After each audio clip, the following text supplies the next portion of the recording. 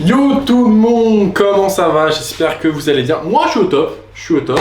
Aujourd'hui les gars, on se retrouve pour un événement assez spécial puisque ça y est, enfin je me lance sur ce petit concept qui est d'échanger avec des personnes de différents milieux.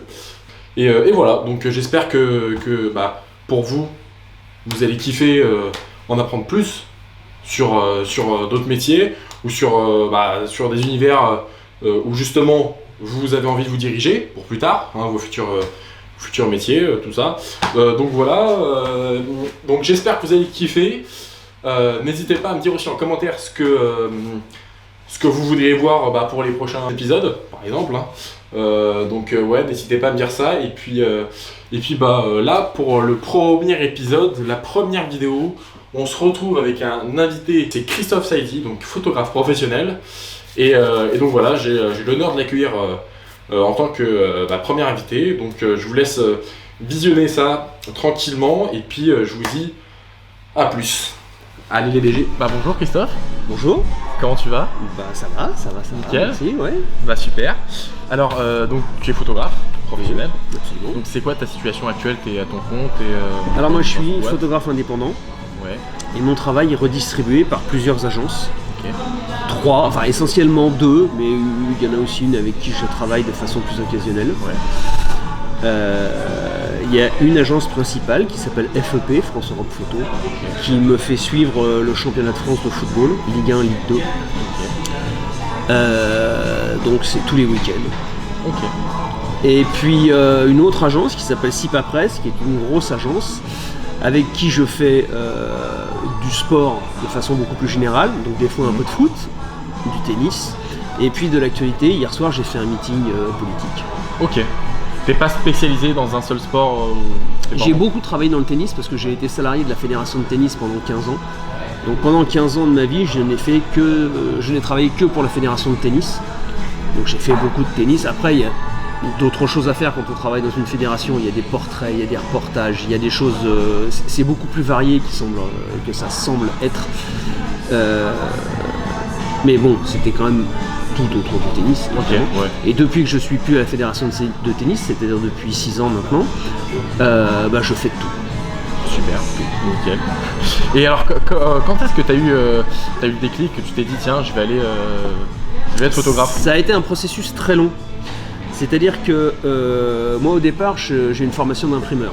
Okay. Donc j'ai travaillé dans l'imprimerie pendant des années et je faisais de la photo parce que j'ai toujours aimé ça. À partir du moment où j'ai eu un appareil entre les mains, il y a eu une espèce de déclic que j'arrive pas à dater précisément. Mais il s'est passé un truc, j'étais tout gamin, on m'a mis un appareil entre les mains et voilà, il s'est passé quelque chose que je n'arrive pas à décrire, mais il s'est passé un truc. Et j'ai toujours eu un appareil photo. J'ai toujours eu en tête certaines choses concernant la photo. Et ça m'a suivi, et puis comme professionnellement, dans ce que je faisais dans l'imprimerie ne me plaisait pas, au bout d'un moment, j'ai dit je vais me lancer. Alors dans les années fin des années 80. Ouais. Le problème c'est que dans la photo, j'ai pas de formation, j'ai aucune connaissance, je ne connaissais absolument personne dans ce milieu-là. Donc je suis arrivé là sans formation, avec un appareil photo, l'envie de faire des choses, mais j'ai fait toutes les erreurs que font les débutants. Surtout quand on n'est pas drivé par quelqu'un, pas formé par quelqu'un, on fait beaucoup d'erreurs et c'est comme ça qu'on apprend. Donc en fait, entre le moment où j'ai voulu le faire et le moment où effectivement quelqu'un m'a dit on cherche un photographe, est-ce que ça t'intéresse, il s'est écoulé presque 10 ans. 10 ans. Eh oui, c'est long. Ouais, c'est long. Ça a été très très... Bon, en plus, comme je travaillais dans l'imprimerie pour gagner ma vie, il faut bien gagner sa vie, j'avais pas énormément de temps à consacrer à la photo. C'était les week-ends, c'était les vacances. Et en plus de ça, à cette époque-là, la photo se faisait sur des pellicules. Oui, en plus, du coup... Donc il fallait acheter la pellicule, il fallait aller faire les photos, faire développer les pellicules, les trier et ensuite courir dans les rédactions, dans les agences pour présenter ces images. Le numérique, ça nous a fait gagner beaucoup de temps. Et alors du coup, explique-nous un peu ce que tu fais. C'est quoi ce que tu fais du coup en tant que photographe tous les jours? C'est quoi ton quotidien? Alors moi, la semaine est je suis un peu décalé par rapport aux gens, c'est-à-dire que je travaille essentiellement le samedi et le dimanche, puisque je travaille dans le foot et que les matchs de foot ont lieu vendredi, samedi, dimanche, lundi, pour la Ligue 1 et la Ligue 2. Donc c'est les jours où je travaille le plus. L'agence avec qui je travaille m'envoie un billet de train, une réservation d'hôtel par email. Je reçois ça, je les imprime. Je vais prendre mon train le vendredi matin ou le samedi matin. J'arrive dans une ville, généralement une ville de province. Je vais voir mon match de foot. Le soir, je dors à l'hôtel. Je repars le lendemain. Donc soit je repars sur un autre match, soit je rentre chez moi. Ok. Donc oui, j'ai 2 appareils photo parce que d'abord quand on fait de la photo de sport, faut savoir qu'il faut un gros téléobjectif pour aller chercher les gens qu'on photographie qui sont loin. Et en même temps, ces gens-là courent très très vite. Donc quand ils arrivent près de nous, on n'a pas le temps de démonter l'objectif et d'en monter un autre. Donc il faut un deuxième boîtier avec un objectif différent qui permet de cadrer quand les gens sont très près de nous. Donc c'est pour ça qu'on a 2 boîtiers. Ça, plus le fait qu'un boîtier, c'est de la mécanique et de l'électronique et ça tombe en panne de temps en temps. Pas trop, je touche du bois, ça m'est pas trop souvent arrivé, mais ça peut tomber en panne. On ne peut pas ne pas ramener de photos. Donc avoir 2 appareils photo, c'est un peu c'est ce qu'il faut. Ok. Ouais, c'est important. Et est-ce que tu as un petit exemple, par exemple la semaine prochaine, c'est quoi ton planning? Juste pour donner une idée. Alors là, on est dans une période un peu différente de ce que je vis au quotidien là, en ce moment parce que il n'y a pas de match, il y a très peu de matchs de championnat cette semaine. Il y a des matchs de Coupe de France. Donc là, cette semaine, c'est un peu particulier. Ce soir, je vais à Caen pour un match de Ligue 2. Mais demain, je vais à Reims pour un match de Coupe de France. Donc demain, on sera samedi. Dimanche, je vais à Lens pour un match de Coupe de France. Lundi soir, juste à côté au Parc des Princes, il y a le PSG qui reçoit Bastia en Coupe de France aussi. Et mardi, je crois que c'est à Valenciennes que je vais. Pour un match de Ligue 2. Voilà. Donc beaucoup de déplacements. Ah mais tout le temps des déplacements. Je veux dire, on peut pas. C'est un métier où on bouge en permanence. C'est aussi pour ça que j'aime ce métier. Je suis pas. Je rentre pas tous les matins dans le même bureau. Je critique pas les gens qui le font. Simplement, moi, ça me correspond pas bien. Donc, c'est tous les jours un stade différent. Voilà, des déplacements, tantôt en voiture, tantôt en train. Et justement, c'est quoi ce que tu préfères dans ton métier? C'est quoi vraiment le Il y a plein de choses que j'aime. Déjà, le fait de faire de la photo m'a toujours plu, mais ça, ça s'explique pas. C'est un truc.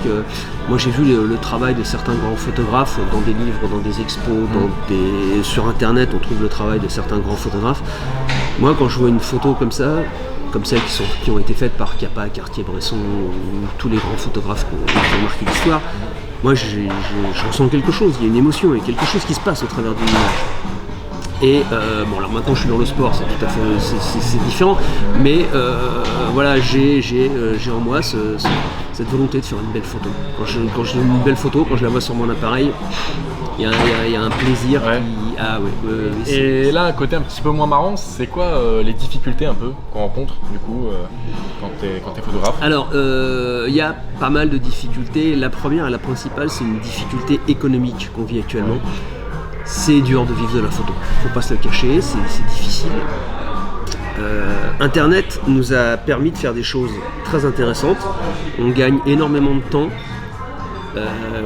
On économise beaucoup sur les frais, mais le problème c'est que sur internet on trouve un tas de photos gratuites et les journaux qui sont les premiers clients ou les sites internet qui sont les premiers clients des photographes bien souvent ne veulent plus payer les photos parce qu'ils les trouvent gratuitement sur internet. Des fois ils les volent sur internet, mais bon, il y a aussi des photos qui circulent gratuitement. Et pourquoi payer, en plus en situation économique difficile? On sait très bien que la situation économique actuellement est quand même très pénible pour un tas de gens. Donc ces gens-là se disent, mais pourquoi est-ce que je vais payer un photographe pour faire une photo alors que je vais trouver une photo équivalente qui circule sur internet et que je peux avoir gratuitement? La vie de famille n'est pas simple. Parce que quand on est parti le samedi et le dimanche, on voit moins les copains, c'est difficile pour la vie privée. Avoir un compagnon qui est dans la photo de sport et qui travaille le samedi et le dimanche, c'est pas toujours simple. Il faut des gens qui soient de bonnes propositions. Et Est-ce que tu as une anecdote d'un de tes meilleurs moments que tu as vécu et une autre qui t'a un petit peu. Un moment qui t'a déplu?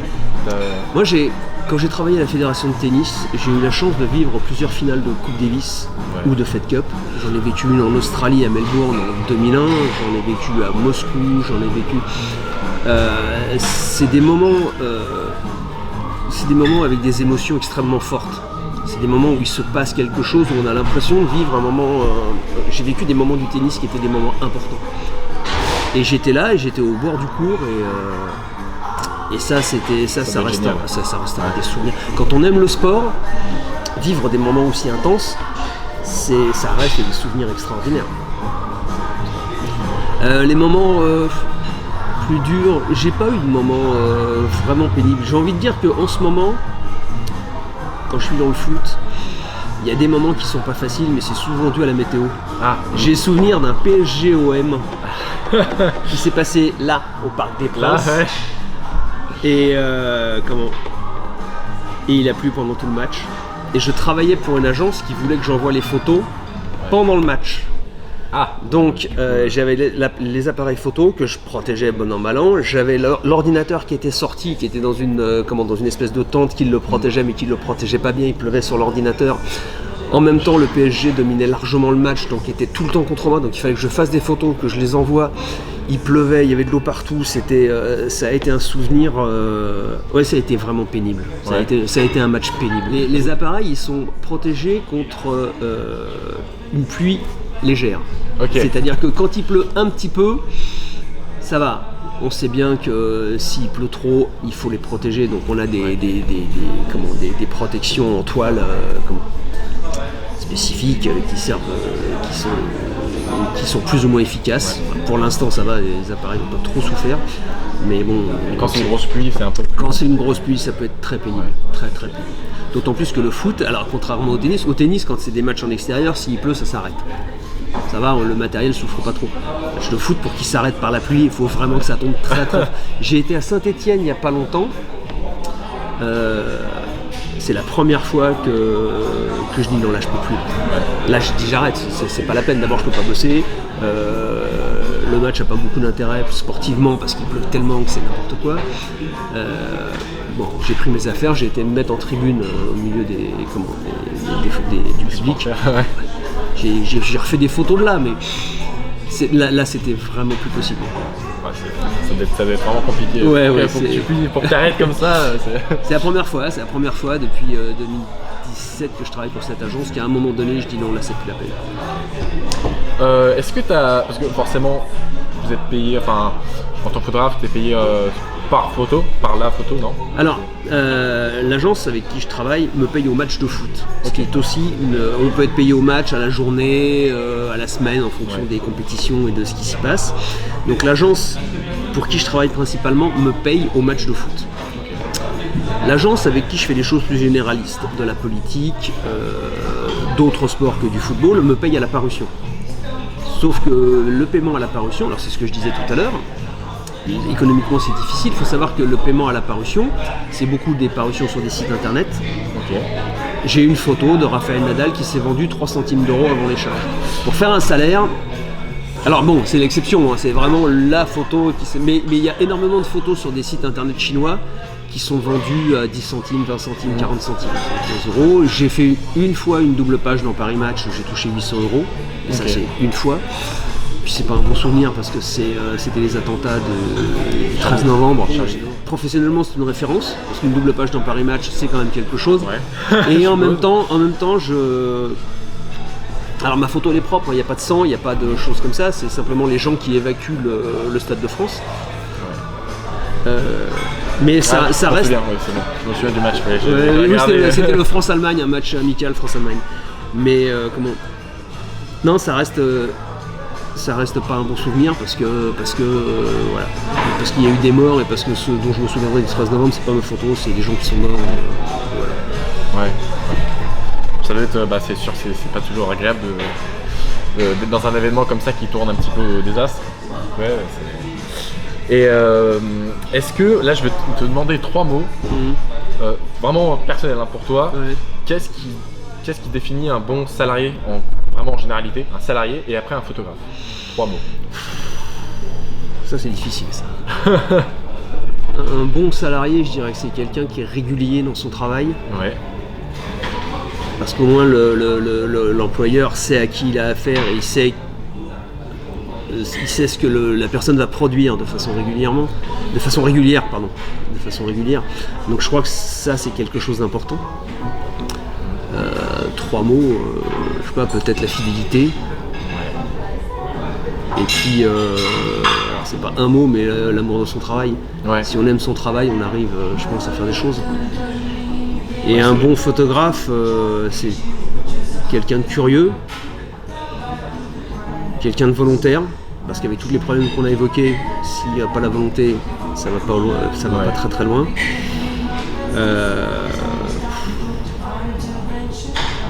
Et puis, quelqu'un de passionné. Quoi. Passionné, ouais. On peut pas réussir dans ce métier-là si on n'est pas passionné. Et justement, tout à l'heure, on parlait, on a parlé vaguement des outils de travail, un petit peu, numériques. C'est quoi ton avis un petit peu sur le changement un peu de ça, justement, des outils de travail via le digital qui se développe partout? Alors moi, je l'ai dit tout à l'heure, j'ai commencé en faisant de la photo sur des pellicules. Ouais. Donc on a vécu ce qui est certainement la plus grande révolution technologique au niveau de la photo. Avant, on faisait des pellicules. Une fois que le match était terminé, on donnait les pellicules à développer. Il fallait le temps qu'elles soient développées. Donc les photos sortaient un moment après, quoi. Aujourd'hui, quand je fais une photo, j'appuie sur 2 boutons à l'arrière de l'appareil photo et en quelques secondes, la photo est envoyée à l'agence pour qui je travaille. C'est quand même pas mal. Voilà.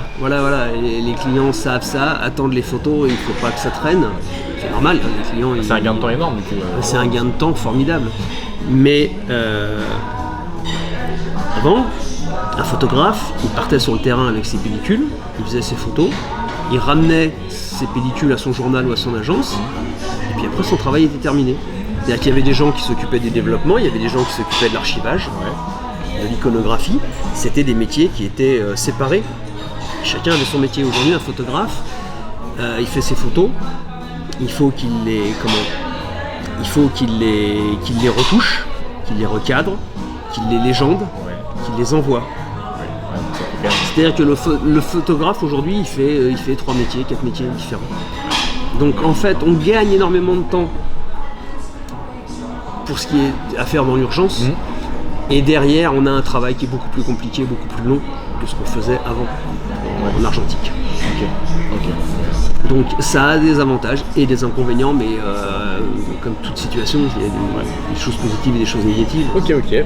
Là c'est pareil, c'est un petit peu comme les 3 mots. Je vais te demander si tu disposais d'un moyen, vraiment un moyen qui peut te faire changer n'importe quoi.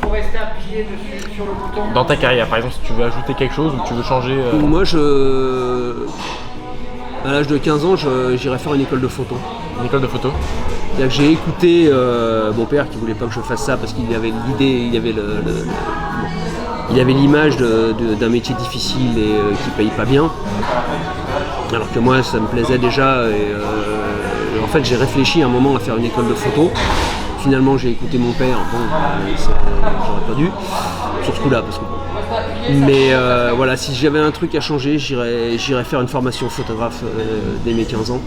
Et j'aurais fait une formation là-dedans et j'aurais fait toute ma carrière dans la photo. Il faut s'écouter et savoir de quoi on a vraiment envie. C'est vrai que j'hésitais quand même. Au départ, je ne connaissais pas bien ce milieu-là. Et mais maintenant, avec le recul que j'ai, ça serait à refaire sans problème. J'irai faire une école de photo et j'irai combler les lacunes que j'ai encore aujourd'hui du fait de ne pas avoir eu la formation que j'aurais dû faire quand j'avais 15 ans. Après, la vie fait qu'on ne fait pas ce qu'on avait prévu de faire. C'est un peu normal, ça. Je pense que c'est le cas de la plupart des gens. Non, mais c'est bien, c'est une vraie... puisque c'est vrai que je pense que il y a beaucoup de personnes qui sont un peu dans ce cas-là, qui auraient voulu faire des écoles de photo, ou de photographie, ou de cinéma, ou de je sais pas, n'importe quelle école, et qui malheureusement sont passés par un autre chemin. Parce qu'à un moment donné aussi, il faut bien voir qu'il faut vivre, il faut gagner sa vie, et il faut Et bon, dans la photo, c'est vrai que c'est pas facile. C'est pas facile. Ouais, justement, c'est une question qui vient après. Est-ce facile de vivre de ce métier? Est-ce que c'est un métier d'avenir aussi? Métier d'avenir, je pense pas. Non. Je pense pas. J'ai pas l'impression que ça soit. Je veux dire, pour les prochaines générations, je pense que ça va être très compliqué. Déjà pour nous, actuellement, c'est pas facile. Mais je pense que dans le futur, ça va être de plus en plus compliqué. Parce que tout le monde cherche à faire des économies et qu'avec toutes les photos qui sont disponibles gratuitement, Sur Internet. le métier de photographe est en train de changer véritablement. C'est-à-dire que si quelqu'un me dit je veux faire de la photo, la première chose c'est qu'il faut être passionné. Il faut que ça soit vraiment ça. Ok. Ouais, c'est un bon choix. Ouais, après, c'est chacun. C'est une réflexion permanente et continue sur la photo. Et si actuellement on n'est pas passionné par ça, il faut faire autre chose. C'est même pas la peine de se lancer. Ouais. Faut vraiment que ça soit une passion. Moi, je pourrais plus revenir à autre chose parce que c'est mon truc, c'est le truc dont je veux vivre. Je veux vivre de ça. Alors, si un jeune me dit qu'il a que ça en tête et que je lui dis ok, vas-y, lance-toi. Mais sache que tu vas vers un truc qui est difficile. Mais ok, si vraiment c'est ta passion, si vraiment t'as que ça dans la vie, parce que c'est le truc qui t'intéresse, ok, vas-y. Mais si c'est pas une passion absolue, c'est pas la peine. C'est un échec garanti si c'est pas une passion absolue. Ok. Parce que justement on parlait de ça, là tu me disais un petit conseil pour ceux qui voulaient se lancer là-dedans.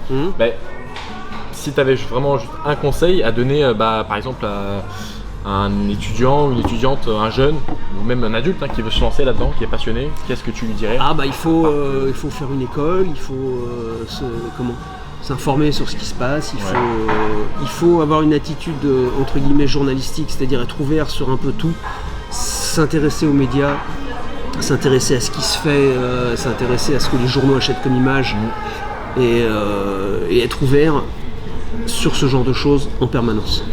Ça c'est faut être curieux, faut vouloir passionné, en permanence faire ça et aller dans les musées. Ce que j'ai pas fait depuis très longtemps malheureusement parce que j'ai pas eu le temps. Mais en fait il y avait quelqu'un qui disait si vous voulez faire de la photo bien, première chose à faire c'est d'aller au Louvre et faire les grands peintres. Parce qu'une image c'est quelque chose qui se compose. Ouais. Il y a des règles de composition des images. En photo c'est pas facile parce qu'on n'est pas. Enfin quand on fait du reportage on n'est pas maître de ce qui se passe. On prend ce que les situations nous apportent. Mais les peintres, ils font ce qu'ils veulent. Ouais. Et eux respectent les règles de composition de façon très précise. Ils peuvent changer des choses, après tout, les gens ne sont pas avec eux pour voir ce qu'ils peignent.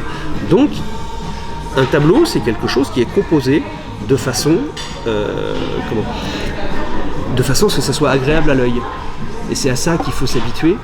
Il faut s'habituer à regarder des images qui sont bien composées pour ensuite chercher à les reproduire en photographie. Ça, c'est très intéressant. Ça va servir, je pense, à beaucoup de gens. Tu vas les voir demain, ils vont être au Louvre. Je leur souhaite. De toute façon, le Louvre, il y a tellement de choses à voir qu'il faut y aller. Ok. Ouais. Et écoute, Christophe, merci beaucoup. Franchement, c'était un honneur pour moi de t'avoir. En tant que t'es mon premier invité, donc ça m'a fait vraiment super plaisir. Écoute, ça m'a fait plaisir aussi. Avec grand plaisir. Allez. Bon voilà, c'est déjà la fin de la vidéo, j'espère que vous avez kiffé. N'hésitez pas aussi à me dire les petites questions que vous auriez aimé poser justement à Christophe. J'hésiterai pas à les prendre et lui transmettre. Et puis je vous ferai un petit retour. Et puis aussi, dites-moi ce que vous avez aimé. On n'oublie pas les petits likes les mecs, les petits likes. La petite barre s'abonner, ça fait plaisir, la petite barre s'abonner. Et puis la petite cloche, on va l'appeler Joël. Joël, la petite cloche. Donc voilà, n'hésitez pas. En tout cas, j'espère que vous avez kiffé. On se dit à plus pour une prochaine vidéo. Et bonne soirée. Tchuss. C'était Titou.